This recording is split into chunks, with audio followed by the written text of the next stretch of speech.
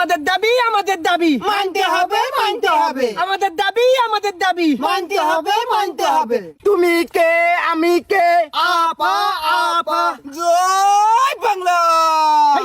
প্রিয় দেশবাসী, 5 তারিখে আমার নেত্রী পালায়নি, তাকে ষড়যন্ত্র করে দেশ ত্যাগ করতে বাধ্য করা হয়। দেখছস কি কয় হ্যাঁ তুই রাজনীতি ঢুকাইতেছিস কে মানুষ যদি টের পায় তুই রাজনীতিতে জড়িত আছিলি তাইলে না দাবি দিয়ে দিব যেটা নিয়ে আসছস সেটা কর যাই হোক, প্রিয় দেশবাসী, খাল বিল নদী নালা পাহাড় পর্বত ভ্যান ট্রাক রিক্সা মাথাটা নষ্ট করে আলাদা দেখি হ্যাঁ তুই যেভাবে কইতেছস না রাইট হ্যান্ড দিয়ে পয়ে যাবো দাবি আর পেশ করাবো না যে দাবি নিয়ে আসছস সেই দাবি পেশ কর তুই কি বুঝবি ল? হ্যাঁ, জীবনে স্টেজে একটা ভাষণ দিছস, বুঝবি তুই। আমার এনে ইন্ট্রো দেওয়া লাগবো না, ইন্ট্রো না দিয়ে আমি ভাষণ শুরু করব।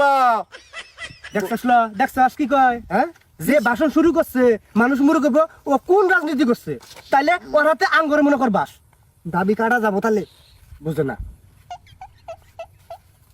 যাই হোক দেশবাসী, আমরা বাসা বাড়িতে বুয়ার কাজ করি। দুঃখজনক বিষয় হলো বুয়া বলে আমরা কি মানুষ না? আমাদের কোনো অধিকার নাই। আমরা যে কোনো বাসায় কাজ করতে গেলে অনেক হেনস্থার শিকার হই। এজন্য আমরা আমাদের কিছু দাবি নিয়ে এই রাস্তায় দাঁড়িয়েছি। যতক্ষণ পর্যন্ত আমাদের দাবি মানা না হবে ততক্ষণ আমরা পেট ভরে খেয়ে আমরণ অনশন করব এখানে। আমাদের দাবি মানতে হবে। আমরা বাসা বাড়িতে কাজ করি কিন্তু আমাদের কোনো প্রাইভেসি নাই। বাসা বাড়ির সব রুমে রুমে সিসি ক্যামেরা লাগিয়ে রাখে যাতে আমাদের প্রাইভেসি নষ্ট হয়। শান্তি করে একটু চুরি চামারি করব। ওই আলমারির মধ্যে ট্রাঙ্কের মধ্যে অনেক স্বর্ণ অলংকার থাকে, সেই অলংকার আমরা ঠিকঠাক ভাবে চুরি চামারি করতে পারি না, ক্যামেরা লাগা থাকে। তাই আমাদের প্রধান দাবি বাসা বাড়ির রুম থেকে সিসি ক্যামেরা সরিয়ে নিতে হবে। ঠিক তুমি কে আমি কে বুয়া বুয়া। 2 নম্বর দাবি, আমরা বাসার বাচ্চা কাচ্চাদের নিজের সন্তানের মতন লালন পালন করি। আর ওই বাচ্চাকে যদি আমরা একটু মেরে আদামরা করে ফেলি তখনই আমাদের নামে বিভিন্ন হামলা মামলা দায়ের করা হয়। এক্ষেত্রে আমাদের নামে কোনো প্রকার হামলা মামলা করা যাবে না, কারণ বাচ্চাকে জন্ম দিয়েই মা খালাস। সেই বাচ্চাকে ছোটোর থেকে আমরাই লালন পালন করি। তাই আমাদেরকে মায়ের সম্মান দিতে হবে। ওই বাচ্চা বড় হলে যত কামাই রোজগার করবে আমি মা হিসেবে তার সমান ভাগ খাবো। ঠিক আমাদের দাবি মানতে হবে। বিশেষ ক্ষেত্রে আমাদেরকে স্ত্রীর মর্যাদা দিতে হবে। সেটা আমি বুঝিয়ে বলছি, না বুঝালে আপনারা অবশ্য বুঝবেন না। তা আমরা যদি কোনো বাসায় 12 বছর অর্থাৎ 1 যুগ বুয়াগিরি করি বা কাজ করি তাহলে আমাদেরকে স্ত্রীর মর্যাদা দিতে হবে। তাদের নিজের স্ত্রী যে আছে তাদেরকে যেভাবে সম্মান করা হয়, তাদের যে অধিকার আমাদেরকেও সেই অধিকার দিতে হবে। তাদের স্ত্রীকে দুয়ানা সম্পদ দেয়, আমাদেরকেও অনুরূপ সেই দুয়ানা সম্পদ দিতে হবে নাকি না? আরেকটা কথা আছে, এতে যদি আপনারা আমাদেরকে দিয়ে সন্তান উৎপাদন করতে চান তাহলে করতে পারবেন, কোনো অসুবিধা নেই।